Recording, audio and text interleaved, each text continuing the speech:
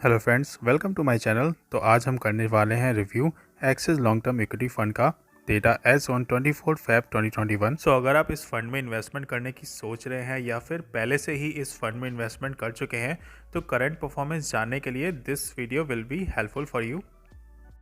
आगे बढ़ने से पहले देख लेते हैं क्या है कंटेंट्स आज की वीडियो के। सबसे पहले हम देखेंगे general information about this fund, उसके बाद returns it has generated, then SIP calculation, उसके बाद रिस्क मेजर्स और बाद में देखेंगे pros and cons. So friends, यहाँ पे मैं आपसे रिक्वेस्ट करना चाहता हूँ कि इस वीडियो को एंड तक ज़रूर देखना, क्योंकि एंड में हम डिस्कस करेंगे रिस्क मेजर्स, जो कि बहुत इंपॉर्टेंट सेक्शन होता है किसी भी फंड को चूज सेलेक्ट करने के लिए, और बाद में देखेंगे प्रोज एंड कॉन्स की क्या इसके पॉजिटिव पॉइंट्स है और क्या इसके नेगेटिव पॉइंट्स है। तो चलिए फ्रेंड्स शुरू करते हैं। सो फ्रेंड्स, यहाँ पर मैंने हर स्लाइड के साथ डेट मेंशन कर दी है, क्योंकि ऑन द डेली बेसिस यहाँ पे डेटा चेंज होता रहता है। तो अगर आप चेक करना चाहें तो उस डेट के अकॉर्डिंग ही करें ताकि आपको कोई कन्फ्यूजन ना हो। तो चलिए फ्रेंड्स शुरू करते हैं। Axis long term equity fund is an ELSS equity linked saving scheme, जहां पर आप मैक्सिमम 1.5 लाख तक का टैक्स एग्जेम्पशन ले सकते हैं under section 80C। So friends, ये काफ़ी पुराना फंड है। लॉन्च डेट है इसकी 29 दिसंबर 2009 रेगुलर प्लान की, और डायरेक्ट प्लान लॉन्च हुआ था 1 जनवरी 2013। Return since launch direct plan का है 20.21%, वही रेगुलर प्लान का है 17.71%। बेंचमार्क है इसका S&P BSE 200 TRI। NAV की बात करें तो डायरेक्ट प्लान की है ₹67.37 और रेगुलर प्लान की है 61.75। एसेट अंडर मैनेजमेंट काफ़ी ज़्यादा है, 25,508 करोड़। मिनिमम SIP आप यहाँ पे 500 रुपये से कर सकते हैं और लमसम भी 500 रुपये से कर सकते हैं। एक्सपेंस रेशो की बात करें तो जितना कम हो उतना बढ़िया। रेगुलर प्लान का है 1.61%, वही डायरेक्ट प्लान का है 0.72%। तो फ्रेंड्स, अगर आप यहाँ पे डायरेक्ट प्लान में इन्वेस्टमेंट करेंगे तो आपको यहाँ पे ज़्यादा बेनिफिट देखने को मिलेगा। नेक्स्ट है यहाँ पे एग्जिट लोड या लॉक इन पीरियड। तो यहाँ पे कोई एग्जिट लोड नहीं होता है, लेकिन as this is a ELSS fund तो यहाँ पे आपको लॉक इन पीरियड देखने को मिलेगा 3 साल का। तो 3 साल से पहले आप इसमें से पैसा नहीं निकाल सकते। सो फ्रेंड्स, अब चलिए देख लेते हैं रिटर्न्स को। यहाँ पे मैंने रिटर्न पीरियड लिया है पिछले 1 महीने से लेकर पिछले 7 सालों का, और कंपेयर किया है फंड को axis long term equity fund direct plan with benchmark S&P BSE 500 TRI and category ELSS। So friends, पिछले 1 महीने की बात करें तो यहाँ पे फंड का रिटर्न है 3.58%, वहीं बेंचमार्क का है 5.30 और कैटेगरी का है 5.72। तो यहाँ पर रिटर्न कम है पिछले 1 महीने में। पिछले 3 महीनों की बात करें तो यहाँ पे फंड ने निकाला है 12.10% का रिटर्न, वहीं बेंचमार्क है 16.60 और कैटेगरी है 16.54। पिछले 6 महीनों की बात करें तो यहाँ पे फंड का रिटर्न है 30.75%, वहीं बेंचमार्क का रिटर्न है 32% और कैटेगरी का है 30.29%। पिछले 1 सालों की बात करें तो यहाँ पर भी रिटर्न कम है। Axis long term equity fund का रिटर्न है 22.34% और बेंचमार्क का है 29.93%, वहीं कैटेगरी का है 26.27%। पिछले 3 सालों की बात करें तो यहाँ पे रिटर्न निकला है 15.99%, वहीं बेंचमार्क का है 12.01%, कैटेगरी का है 11.03%। पिछले 5 सालों की बात करें तो यहाँ पे फंड ने निकाल के दिया है 18.97% का रिटर्न, वहीं S&P BSE 500 TRI है 17.91% और कैटेगरी है 17.43%।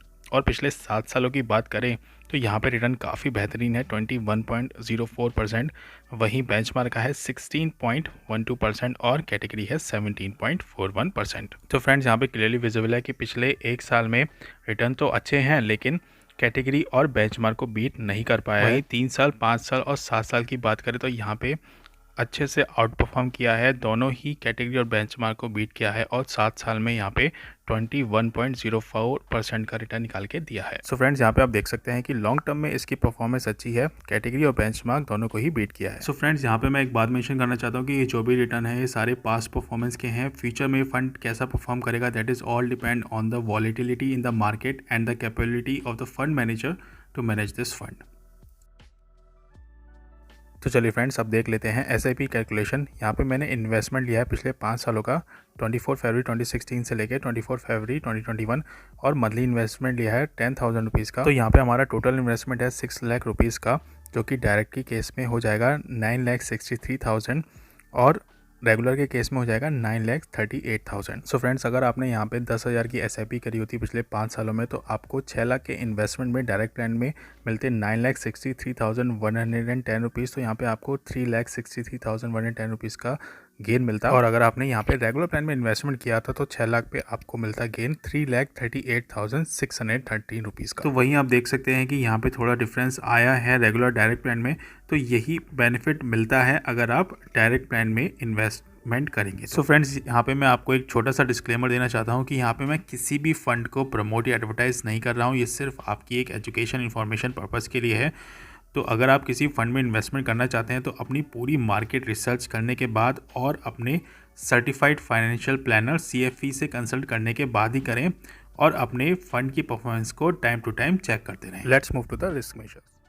सो फ्रेंड्स, रिस्क मेजर बहुत ही इंपॉर्टेंट सेक्शन होता है किसी भी फंड के लिए, और किसी भी फंड में इन्वेस्टमेंट करने से पहले आपको उस फंड के रिस्क मेजर अच्छे से पढ़ लेने चाहिए, तभी उसमें इन्वेस्टमेंट करना चाहिए। सो फ्रेंड्स, यहाँ पे मैंने रिस्क मेजर लिए हैं स्टैंडर्ड डेविएशन, शार्प, सॉर्टिनो और अल्फा, और कंपेयर किया है Axis long term equity fund के डायरेक्ट प्लान को with benchmark S&P BSE 500 TRI and equity category ELSS। तो सबसे पहले बात कर लेते हैं स्टैंडर्ड डेविएशन की। स्टैंडर्ड डेविएशन आपको बताता है कि आपका फंड कितना वॉलेटाइल है और कितना रिस्की है।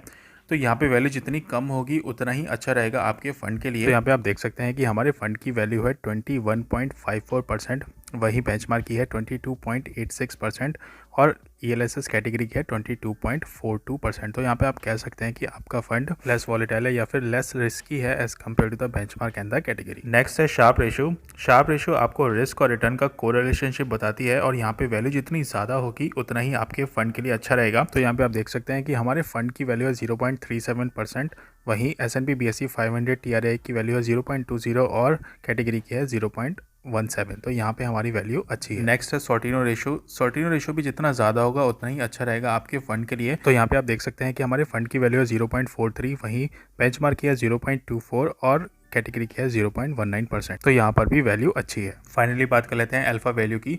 अल्फा भी जितना ज़्यादा होगा उतना ही अच्छा रहेगा आपके फंड के लिए। यहाँ पे आप देख सकते हैं कि वैल्यू है 3.88, जो कि काफ़ी बढ़िया है। सो फ्रेंड्स, ये थे इस फंड के रिस्क मेजर। आई होप आपको समझ में आए होंगे। So let's move to the last part, pros and cons. So friends, चलिए अब बात कर लेते हैं प्रोज एंड कॉन्स की। सबसे पहले देख लेते हैं प्रोज। तो जैसा कि अभी आपने पीछे देखा था कि इस फंड का डायरेक्ट प्लान का जो एक्सपेंस रेशियो है वो काफ़ी कम था, 0.72%। So friends, expense ratio is a kind of the fees जो कि AMC लेती है आपके फंड को मैनेज करने के लिए। तो ये जितनी कम होगी उतना ही अच्छा रहेगा आपके फंड के लिए। नेक्स्ट है यहाँ पे 3 साल, 5 साल और 7 साल का रिटर्न काफ़ी बढ़िया था। दोनों ही बेंचमार्क और कैटेगरी को बीट किया था इस फंड ने। कॉन्स की बात करें तो यहाँ पे जैसे कि अभी आपने पीछे देखा था कि एसेट अंडर मैनेजमेंट काफ़ी ज़्यादा था, 25,000 करोड़ के अराउंड। तो इतने लार्ज AM साइज को मैनेज करने में थोड़ी दिक्कत हो सकती है। So friends, on the basis of current market scenario and analysis, this fund is performing well. So if you are looking to invest in this fund, then please go for 5 years or 7 years or more than that। क्योंकि जैसा कि अभी आपने पीछे देखा था कि 3 साल, 5 साल, 7 साल रिटर्न काफ़ी बढ़िया रहे थे इस फंड के। बेंचमार्क कैटेगरी दोनों को ही आउट परफॉर्म बीट किया था। सो फ्रेंड्स, अगर आपको वीडियो पसंद आई हो then please hit the like button and also subscribe to my channel. बहुत मोटिवेशन मिलता है एक लाइक से और एक सब्सक्राइबर से, और अगर आप ऐसा करेंगे तो मैं फ्यूचर में भी आपके लिए ऐसी वीडियोस लाता रहूँगा। Thanks for watching.